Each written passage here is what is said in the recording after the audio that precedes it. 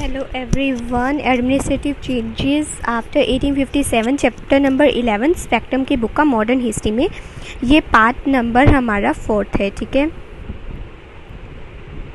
Okay तो start करते हैं. इसमें हम देखते हैं ये हो गया था हमारा, देन ये वाला हम यहाँ तक कर चुके हैं. ओके सो हमें स्टार्ट करना है रॉयल कमीशन ऑन डिसेंट्रलाइजेशन 1908 से.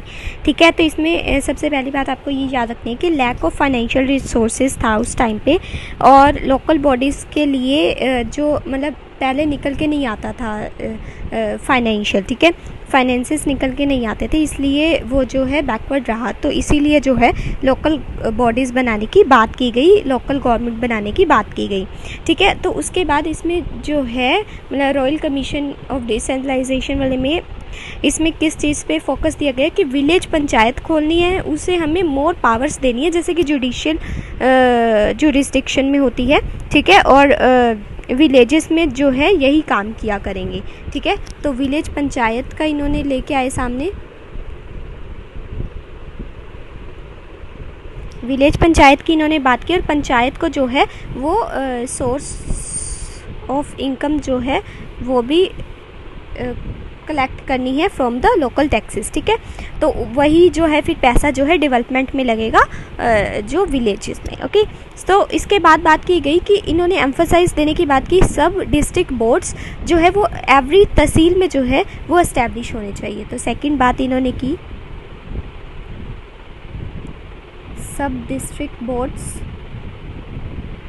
जो है एस्टैब्लिश होने चाहिए एवरी तालुका या फिर तहसील. ठीक है, तहसील आपकी होती है ब्लॉक्स के अंदर. ठीक है, उसके बाद और इनको जो है सेवरल डिफरेंट सेपरेट ड्यूटीज़ देने की बात की गई, और जो सेपरेट सोर्सेज ऑफ रेवेन्यू जो है वो ये मतलब ले सकते हैं for the sub district boards and the district boards. ठीक है, उसके बाद तीसरी इन्होंने बात की कि withdrawal of the existing restrictions जो कि लगाई गई हैं on the power of taxation. ठीक है, जो रिस्ट्रिक्शंस लगाई गई हैं ऑन पावर ऑफ टैक्सेशन उसको हटाया जाए. ठीक है, विड्रॉ किया जाए, और जो भी stoppage of regular granting aid from the provincial government except the undertaking large project. Large project के लिए तो जो पैसा चल रहा है वैसे ही चलता रहेगा, लेकिन प्रोविंशियल गवर्नमेंट से और कुछ जो है ग्रांटिंग एड नहीं ली जाएगी. ठीक है, और फोर्थ पॉइंट आपके पास आ जाता है कि जो म्यूनिसिपल्स थे उनको रिस्पॉन्सिबल बनाने की बात की म्यूनिसपैलिटीज़ को फॉर द प्राइमरी एजुकेशन, और अगर वो विलिंग है तो मिडल एजुकेशन भी उनके अंडर आ जाएगी. किनके अंडर? म्यूनिसपैलिटीज़ के अंदर लाने की बात की गई. ठीक है, कौन सी? प्राइमरी एंड मिडल वाली जो स्कूल एजुकेशन थी. ठीक है, उसके बाद जो है गवर्नमेंट ऑफ इंडिया रेजोल्यूशन जो है 1915 में जो आता है उसमें ऑफिशियल व्यूज़ मांगे, मतलब उन्होंने बताए on the recommendation of the decentralisation commission, जो कि पेपर पे ही रह गए जो रिपन के टाइम में थे. ठीक है, हमने रिपन वाला लास्ट में पढ़ा था ना, जो उस टाइम पे थे वो किसकी कहता था? प्रिंसिपल को मानो, मायो की प्रिंसिपल को मानो. ठीक है, जो रिपन के टाइम पे प्रिंसिपल्स थे वही पेपर पे रह गए. उसके बाद कुछ भी मतलब बात तो बहुत की कि ये बनाएंगे, लेकिन कुछ भी नहीं हुआ, पेपर पे ही रह गया. और जो लिपन के टाइम पे चलते आ रहे थे प्रिंसिपल्स लोकल बॉडीज़ को लेके वही चलते रहे. ठीक है, उसके बाद आगे हम बात करेंगे रेजोल्यूशन ऑफ मे 1918 की. उससे पहले एक बार देख लेते हैं दोबारा से हमने इसमें क्या क्या देखा कि विलेज पंचायत लाने की बात की गई, और सोर्स ऑफ इनकम जो था वो लोकल टैक्स से ये ले सकते थे. सब डिस्ट्रिक्ट बोर्ड्स बनाने की बात की गई एवरी तहसील के अंदर, और उसमें जो है आपका सेपरेट सोर्सेज ऑफ रेवेन्यू होंगे और ड्यूटीज़ भी अलॉट की जाएंगी. उसके बाद रिस्ट्रिक्शन लगाने की बात की गई on the power of the taxation, और साथ ही साथ में सिर्फ लार्ज प्रोजेक्ट के लिए जो है प्रोविंशियल गवर्नमेंट से अगर पैसे की ज़रूरत होगी तो वो लेंगे, अदरवाइज़ कोई भी ग्रांटिंग एड जो है उनसे नहीं लिया जाएगा. उसके बाद म्यूनिसपैलिटीज़ के अंदर जो है primary education and middle education लाने की बात की गई. And government of India act 1915 में official views on recommendation of decentralisation commission आया, जो कि जिसकी रिकमेंडेशन सिर्फ पेपर पर ही रही, और जो रिपन के टाइम पे प्रिंसिपल चलते आ रहे थे वही चलते आए. ठीक है, तो ये तो था यहाँ तक. उसके बाद बात करते हैं रेजोल्यूशन ऑफ मे 1918. तो इसमें क्या था? रेजोल्यूशन पास किया गया for the local self government. किसकी इन्होंने कब बोला कि ये हम अनाउंस करेंगे? In the light of announcement 20 अगस्त 1917. ठीक है, तो तब बोला गया कि 20 अगस्त 1917 को बोला गया कि हम जो है वो लेके आएंगे लोकल सेल्फ गवर्नमेंट। ठीक है, उसके बाद इसमें ये डिक्लेयर किया गया कि future direction of the constitution advances जो है वो टुवर्ड्स होंगी ग्रांट ऑफ रिस्पॉन्सिबल गवर्नमेंट, जो कि लोगों के हित के लिए लगाई जाएगी। और इसका फर्स्ट जो स्टेप था वो था प्रोग्रेसिव रियलाइजेशन, जो कि पॉसिबल हो सकता था through the local self government. तो इसमें आपको कुछ याद नहीं रखना, सिर्फ एक पॉइंट याद रखना है कि प्रोग्रेसिव रियलाइजेशन जो आइडिया था वो ये सोचते थे थ्रू किसके आ सकता था, लोकल सेल्फ गवर्नमेंट के कारण। ठीक है, इसमें और कुछ नहीं है। उसका अंदर डायरार्की अब ये देख लेते हैं। तो ये लोकल सेल्फ गवर्नमेंट जो था इसमें बना दिया गया ट्रांसफ़र सब्जेक्ट। ठीक है, किसके under, government of India act 1919। आपको पता है डायरार्की जो है वो 1919 में ही आई थी। तो लोकल सेल्फ गवर्नमेंट को जो है वो ट्रांसफ़र सब्जेक्ट बना दिया गया। ठीक है, किसके under, government of India act 1919 के अंदर। और ईच प्रोविंस थी जो वो अलाउड था उसको कि वो डेवलप कर सकती है लोकल सेल्फ इंस्टीट्यूशंस। ठीक है, लेकिन जो फाइनेंस था, यहाँ भी आप ध्यान रखेंगे, ये लोकल सेल्फ ट्रांसफ़र सब्जेक्ट बना दिया गया। और जो फाइनेंस था वो एक रिजर्व्ड सब्जेक्ट के अंदर आता था, और उसको जो मतलब उसका लेखा जोखा था सारा एग्जीक्यूटिव काउंसलर्स ही देखा करते थे। और इंडियन मिनिस्टर्स जो थे could not do much work in the sphere of the local self government for the lack of funds. ठीक है, तो इंडियन मिनिस्ट्रीज कुछ नहीं कर पाती थी इसके अंडर, क्योंकि उनके पास कोई फंड्स ही नहीं होते थे। तो ये यहाँ पे आप दो चीज़ें ध्यान रखेंगे कि फाइनेंस किसके अंडर था, कौन से सब्जेक्ट के अंदर, और लोकल सेल्फ गवर्नमेंट को किस सब्जेक्ट के अंदर लाया गया। ठीक है, उसके बाद आगे जाके जो है ना 1930 में 1929-30 में जो है वो साइमन कमीशन जब आता है, जब वो अपनी रिकमेंडेशन देता है, तो वो ये बताता है कि लैक ऑफ प्रोग्रेस है कुछ सभी विलेजेस में। ठीक है, ये याद रखेंगे, लैक ऑफ प्रोग्रेस है सभी विलेजेस में, एक्सेप्ट इन्होंने कुछ विलेजेस को अच्छा बताया। वो कौन कौन से थे, मतलब यूपी के विलेजेस और बंगाल के और मद्रास के। बाकी सब जगह के विलेज की प्रोग्रेस इन्होंने बेकार बताई। उसके बाद कमीशन ने ये सजेस्ट किया retrograde step of increasing the provincial control over the local bodies for the sake of the efficiencies. और मैनेजमेंट ऑफ जो फाइनेंसेस थे ऑफ लोकल बॉडीज़ वो भी गिरते चले गए जब से 1919 में रिफॉर्म लाने की बात की गई थी। मतलब सुधार इन्होंने कुछ भी नहीं किया, बस ऐसी बातें बनाते रहते थे और ऑन द पेपर ही रहती थी वो सारी बातें। ठीक है, आई थिंक ये आपको छोटा सा ही था, समझ में आ गया होगा कि 1919 में जो है वो जो गवर्नमेंट ऑफ इंडिया एक्ट आया था उसके अंडर ट्रांसफर्ड सब्जेक्ट में लोकल सेल्फ बॉडीज़ को ला दिया गया, और फाइनेंस जो था वो रिजर्व सब्जेक्ट ही था। ठीक है, और लैक ऑफ फंड्स की कमी होती थी इंडियन मिनिस्ट्रीज के पास, इसलिए वो लोकल सेल्फ गवर्नमेंट के लिए कुछ ज़्यादा कुछ खास कर नहीं पाए। 1930 में जब साइमन कमीशन आता है, lack of progress of the villages की बात करता है कि विलेज का बहुत बुरा हाल है, लेकिन कुछ विलेजेस कहीं कहीं के विलेजेस जो है वो अच्छे काम कर रहे थे, जैसे यूपी, बंगाल और मद्रास के। और उसके बाद जो है मैनेजमेंट ऑफ फाइनेंसेस और लोकल बॉडीज़ भी जो है वो डिटीरियोरेट होती रही जब से जो है रिफॉर्म्स की बात की गई थी 1919 में। ठीक है, उसके बाद बात करते हैं गवर्नमेंट ऑफ इंडिया 1935 में क्या हुआ, इसकी बात कर रहे हैं लास्ट पॉइंटर की। तो इसमें जो प्रोविंशियल ऑटोनॉमी दी गई थी by the government of India act 1935, उसमें जो है मेन फोकस किस पे लाया गया। अगेन अगर हम बात ही कर रहे हैं लोकल गवर्नमेंट की तो हम वही पढ़ेंगे। ठीक है, तो लोकल सेल्फ गवर्नमेंट को मतलब फर्दर स्ट्रॉन्ग बनाने की बात की गई। पोर्टफोलियो फाइनेंस जो है वो पॉपुलर मिनिस्ट्रीज़ के अंडर लाने की बात की गई, और फंड्स जो थे वो अवेलेबल करवाने की बात की गई to the local bodies. Very important point, funds provide करवाने की बात की, क्योंकि अभी हमने बताया कि जो फंड्स नहीं मिल पाते थे उनको इंडियन मिनिस्टर्स को, ताकि वो अपने डेवलपमेंट कर सके विलेजेस का। तभी तो साइमन कमीशन ने बोला था कि विलेजेस की कंडीशन बहुत बुरी है। बुरी कब होगी, जब आप उनमें फ़ंड ही नहीं प्रोवाइड करेंगे तो कंडीशन तो बुरी होगी ही ना।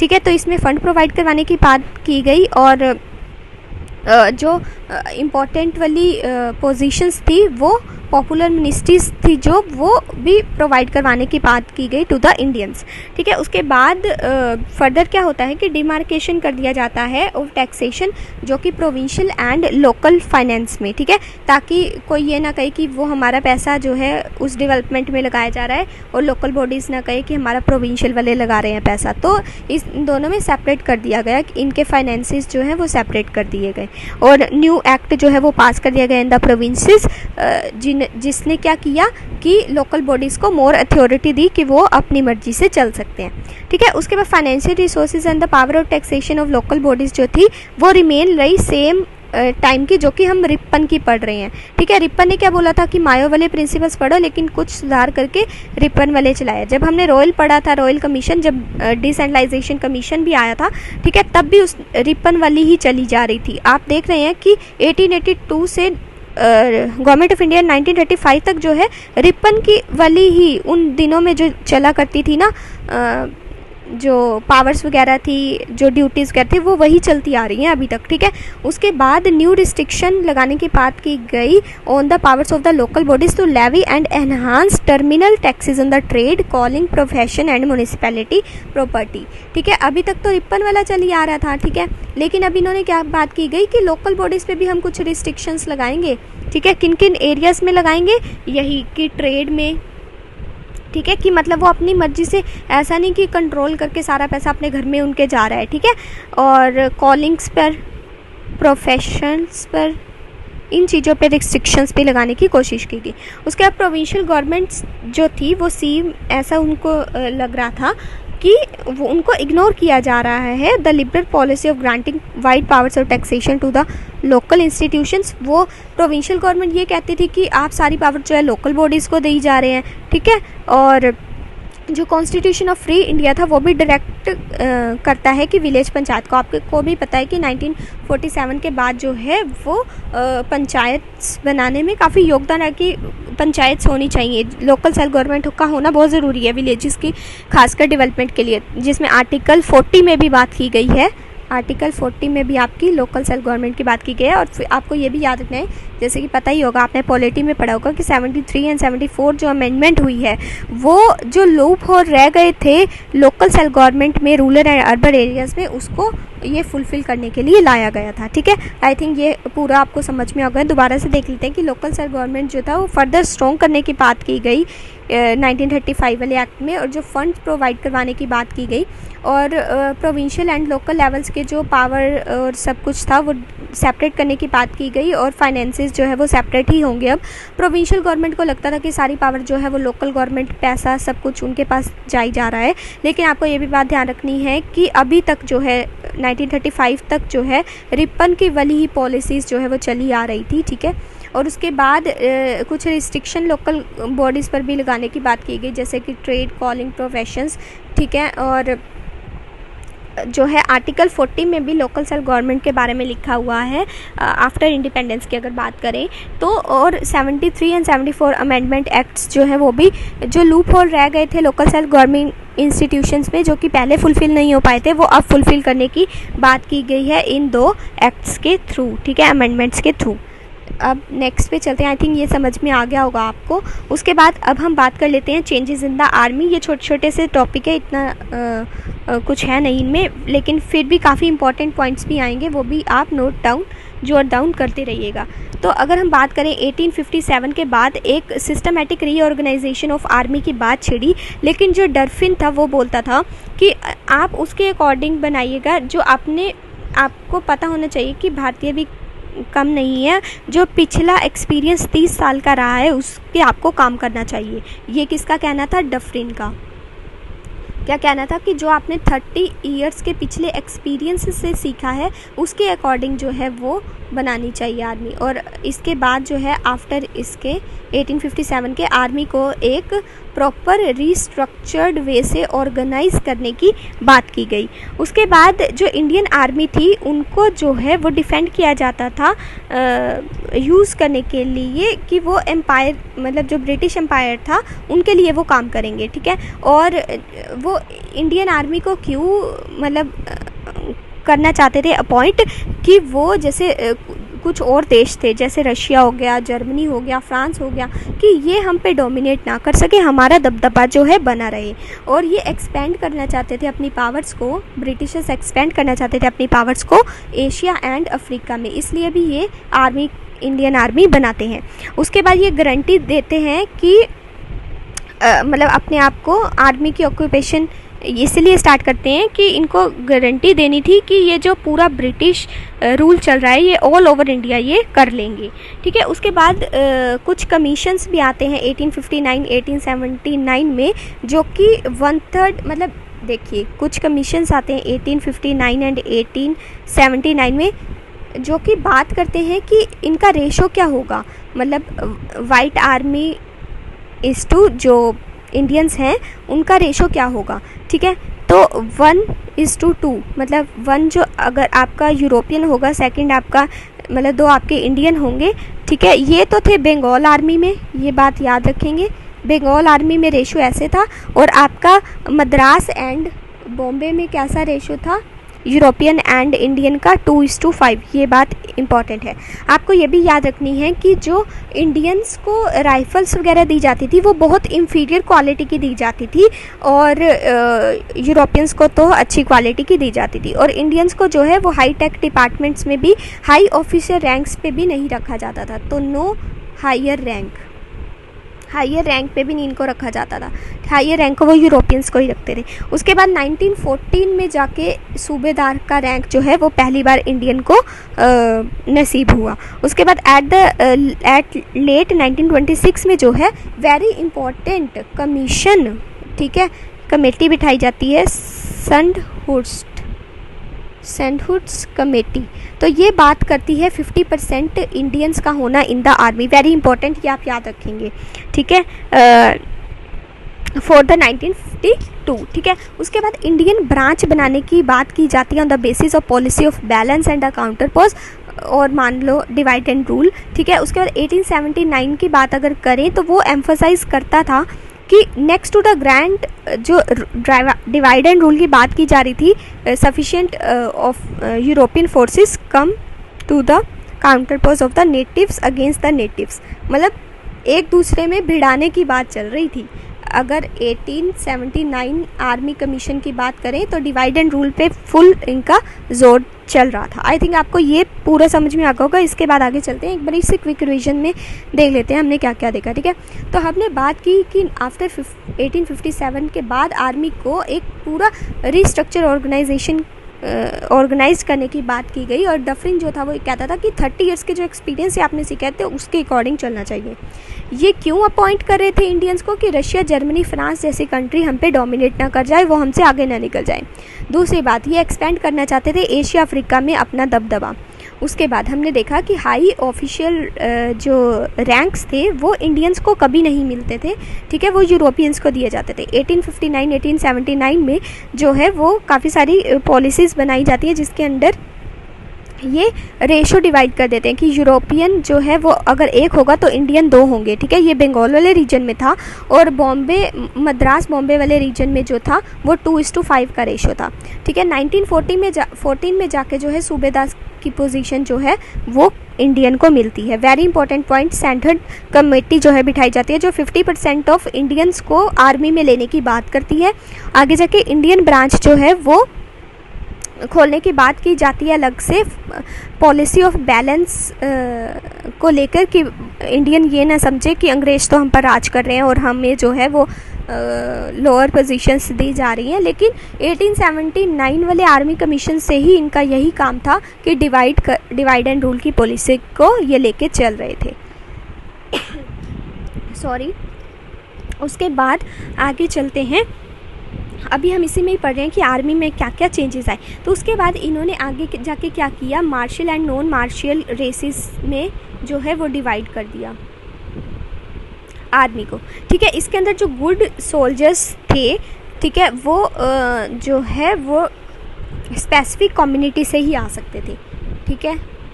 जो गुड सोल्जर्स थे वो कुछ कम्युनिटीज़ इन्होंने बना रखी थी, उसी में से इनकी अपॉइंटमेंट की जाती थी, ठीक है। और under the Roberts the commander in chief from 1887 to 1892, ये तब की बात है, ठीक है। उसके बाद it was used to justify the discriminatory recruitment. तो यहाँ पे सीधा सीधा क्या दिख रहा है कि ये एक डिस्क्रिमिनेटरी रिक्रूटमेंट हो रही थी।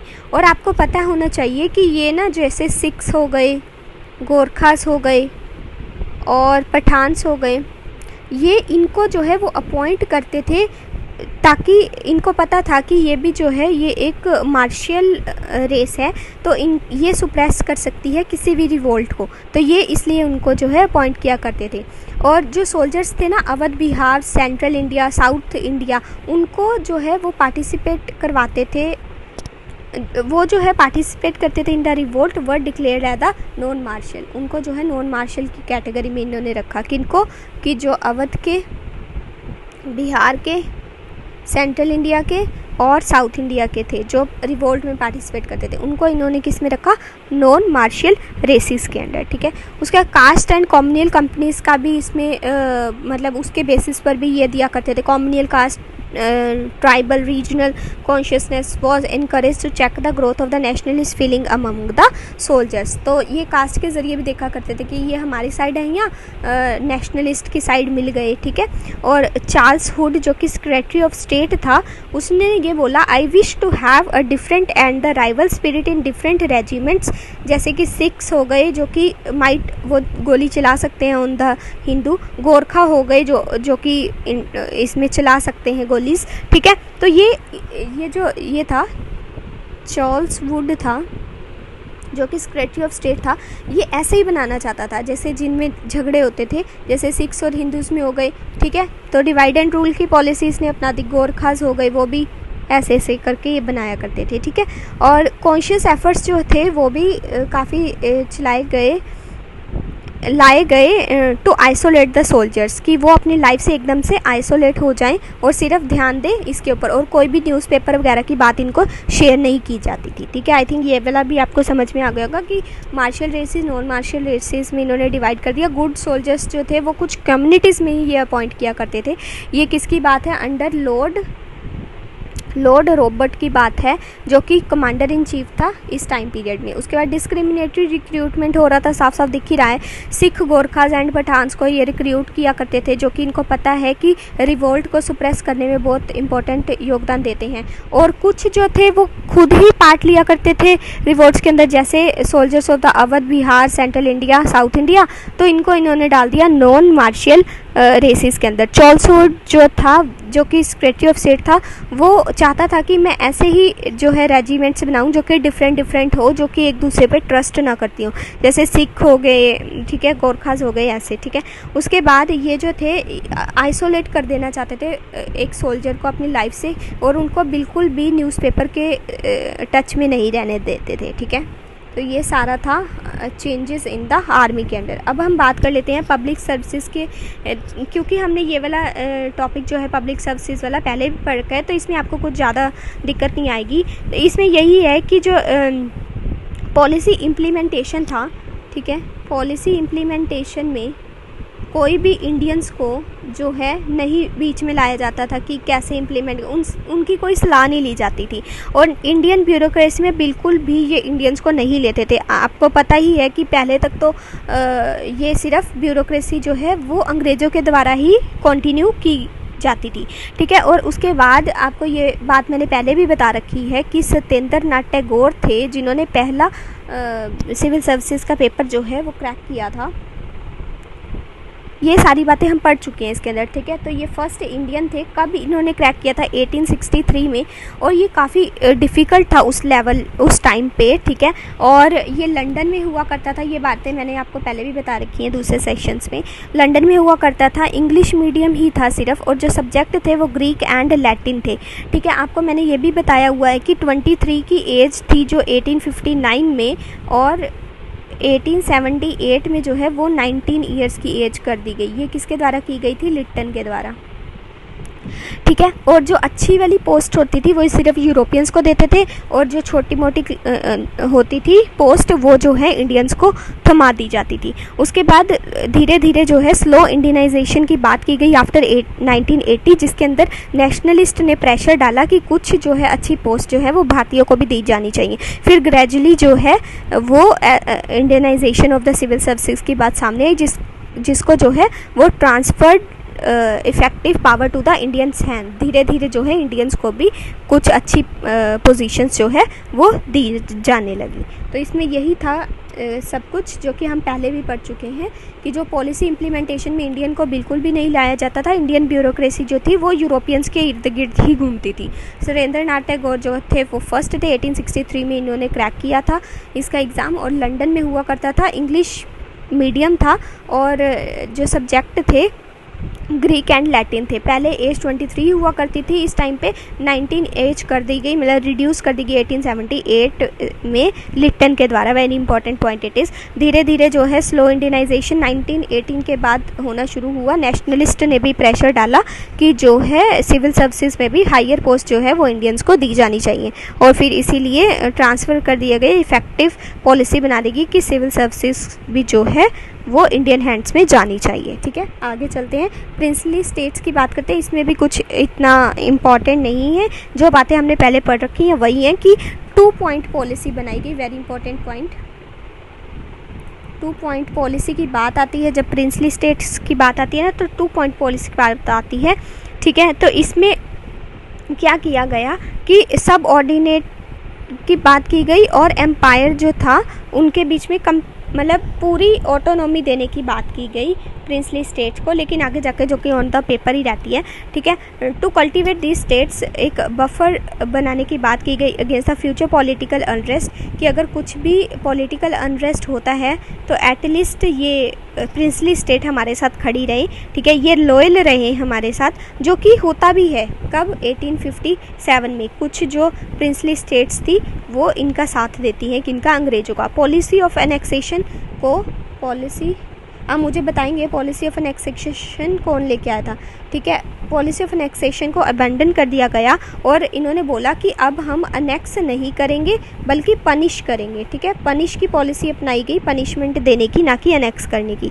उसके बाद इन्होंने पहले ही क्या करते थे, जैसे रानी लक्ष्मीबाई का कोई बच्चा नहीं था लेकिन उन्होंने अडॉप्ट किया था, तो उन्हीं का जो है एरिया अनेक्स करते थे ना ये। तो जब अनेक्सेशन की पॉलिसी ही अब इन्होंने अबंडन कर दी है, तो right to adopt and hire को भी इन्होंने रिस्पेक्ट करना शुरू कर दिया।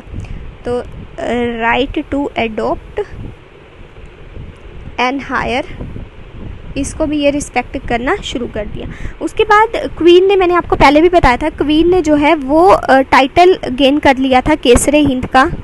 केसरे हिंद का अगर आपसे पूछे कोई इंग्लिश में मीनिंग क्या है, तो क्वीन एक्सप्रेस ऑफ इंडिया। ठीक है, क्वीन एक्सप्रेस ऑफ इंडिया।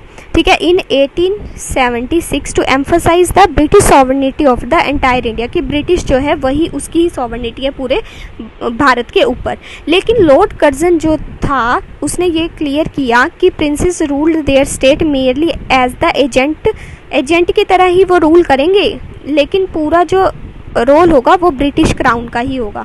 ये लॉर्ड कर्जन ने क्लियर किया। लॉर्ड कर्जन ने कहा कि ये जो रूल करेंगे ना इंडियंस, प्रिंसेस जो है वो रूल करेंगे, वो सिर्फ एजेंट्स होंगे ऑफ द ब्रिटिश क्राउन। ठीक है, उसके बाद राइट टू इंटरफेयर इन्होंने बहुत ज़्यादा करना शुरू कर दिया प्रोविंसेस के अंदर, और ये जो है अपॉइंट भी करने लग गए मिनिस्टर्स वगैरह जो है वो प्रिंसेस के, ताकि ये हमारा जब भी कभी रिवोल्ट हो तो ये हमारा साथ दिया करें। ठीक है, और ये ब्रिटिशर्स जो थे इन्होंने एक तरीके से और भी इंटरफेरेंस की जो है सिचुएशन बनाई।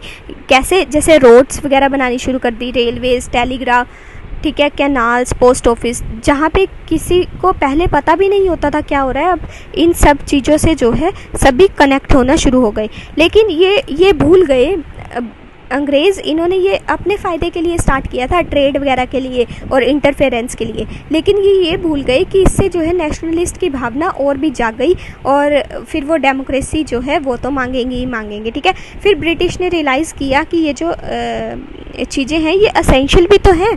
ठीक है। और ये तो था सब प्रिंसली स्टेट्स में, ठीक है। इसमें हमने बात की कि 2 पॉइंट पॉलिसी ये लाते थे कि मतलब एक तो प्रिंसली स्टेट्स होंगी और दूसरा जो है वो सेंट्रल लेवल पे होगा, ठीक है। 1857 के बाद जो है वो पॉलिसी ऑफ अनेक्सेशन जो है वो अबंडन कर दिया गया। अनेक्स की जो अनेक्सेशन करते थे उसको ख़त्म कर दिया गया और पनिशमेंट जो है वो लागू कर दी गई। जब अनेक्सेशन की पॉलिसी ख़त्म हो गई तो right to adopt and hire, जो गोद लेते थे बच्चा, ठीक है, उसको भी रिस्पेक्ट करना इन्होंने शुरू कर दिया। क्वीन ने जो है केसरी हिंद का जो है वो टाइटल गेन कर लिया, जिसका मतलब होता है क्वीन एम्प्रेस, सॉरी एक्सप्रेस बोल दिया था मैंने, एम्प्रेस, ठीक है, एम्प्रेस ऑफ इंडिया, जो कि 1876 में आया था। और ये किस लिए था कि ब्रिटिश की सॉवर्निटी बनी रहे एंटायर इंडिया के ऊपर। लॉर्ड कर्जन जो था उसने क्लियर किया जो प्रिंसेस रूल कर रहे हैं ना प्रिंसली स्टेट्स के ऊपर, तो वो एजेंट हैं एक तरह से किसके, ब्रिटिश क्राउन के। और इन्होंने राइट टू इंटरफेयर भी करते थे, ठीक है। तो ये किस लिए करते थे, ताकि वो लॉयल रहे, अगर कोई भी रिवोल्ट हो तो इंडियंस हमारे साथ लॉयल रहे। फर्दर इन्होंने इंक्रोचमेंट क्या की, बाय द मॉडर्न डेवलपमेंट, जैसे रेलवेज, रोड्स, टेलीग्राफ्स वगैरह खोल दिए गए, लेकिन इससे क्या हुआ, नेशनलिस्ट की भावना भी काफ़ी तेज़ी से बढ़ी, ठीक है। और अब हम बात कर लेते हैं फॉरेन पॉलिसी की, एंड आज सिर्फ फॉरेन पॉलिसी ही देखेंगे, उसके बाद हम नेक्स्ट चैप्टर में जो है एडमिनिस्ट्रेटिव सर्विसेज की जो है वो बात करेंगे। ये भी छोटा सा टॉपिक है, इसमें यही है कि ये गाइड किया जाने लगा by the interest of the British imperialism, ठीक है। और इंडियाज़ के जो कन्फ्लिक्ट थे विद द नेबरिंग कंट्रीज़ वो भी बढ़ते थे, ठीक है। क्यों बढ़ते थे, क्योंकि ब्रिटिशर्स जो हैं वो अपना एरिया जो है वो एक्सपेंड करते थे, ठीक है। फिर लड़ाइयाँ होंगी, ठीक है। और नेबरिंग कंट्रीज़ के साथ, जैसे कि आज भी आपको पता है कि काफ़ी विवाद रहता है हमारा, तो ये उसी ब्रिटिशर्स के टाइम से ही चलता आ रहा है। तो नेबर्स के साथ हमारा कन्फ्लिक्ट जो है वो बढ़ रहा था। और फर्स्टली ये बात है कि पॉलिटिकल एंड एडमिनिस्ट्रेटिव कंसोलिडेशन था जो कंट्री का, वो इंट्रोड्यूस करने की बात की गई मॉडर्न कम्युनिकेशन के थ्रू। और इसमें क्या हुआ कि नेचुरल जियोग्राफिकल फ्रंटियर्स जो थे और डिफेंस वगैरह वो बॉर्डर्स पर वो बहुत क्लैशेस होने लगे, क्योंकि ये सारा जो रिसोर्सेज थे हमारे, ठीक है, वो मतलब कि ले लेना चाहते थे। रिसोर्सेज इन द सेंस कोई भी, जैसे अगर मिनरल्स वगैरह कहीं पे निकल रहे हैं, मान लो आपको पता ही है कि जो साउथ वो अरुणाचल प्रदेश वाला एरिया हो गया आपका, ठीक है, जो चाइना के साथ, तिब्बत के साथ जो बॉर्डर लगता है ना, वहाँ पे नेपाल के साथ हो गया, ठीक है। ये कुछ एरियाज़ थे जो कि काफ़ी रिच थे, ठीक है। तो यहाँ पे भी क्लैशेस उस टाइम पे भी हुआ करते थे, ठीक है। वो कहते थे हमारा है कि, और इनको फिर काफ़ी सारी जो आर्मी है वो डिप्लॉय करनी पड़ती थी, फिर बॉर्डर क्लैशेस जो है वो रहते ही थे उस टाइम पे भी, ठीक है। और एशिया एंड अफ्रीका में, मैंने आपको पहले भी बताया, एशिया एंड अफ्रीका में ये जो है वो अपना एक्सपेंशन करना चाहते थे, मतलब ये नहीं चाहते थे कि इंडिया ही रहे, ये पूरे एशिया एंड अफ्रीका में अपना दबदबा बनाना चाहते थे। उसके लिए इन्होंने protection of the invaluable Indian empire, ठीक है, वो करना शुरू किया। Expansion of the British commercial and the economic interest करना शुरू किया, and keeping other European imperialist power, मतलब कि वो हम पे अटैक ना कर सके, इसके विरोध में भी इंडियन आर्मी को ये रखा करते थे।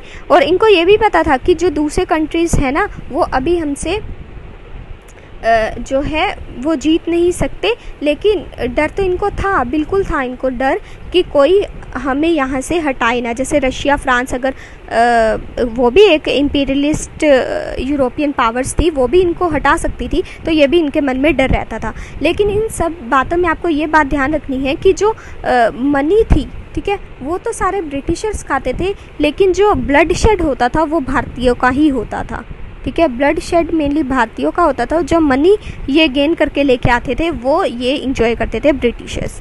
तो ये थी इनकी फॉरेन पॉलिसी, ठीक है। अब इसके बाद हम, आई थिंक ये आपको समझ में आ गया होगा, इसमें कुछ इम्पॉर्टेंट नहीं है, और वही बातें हैं जो हमने पहले पढ़ रखी हैं, ठीक है।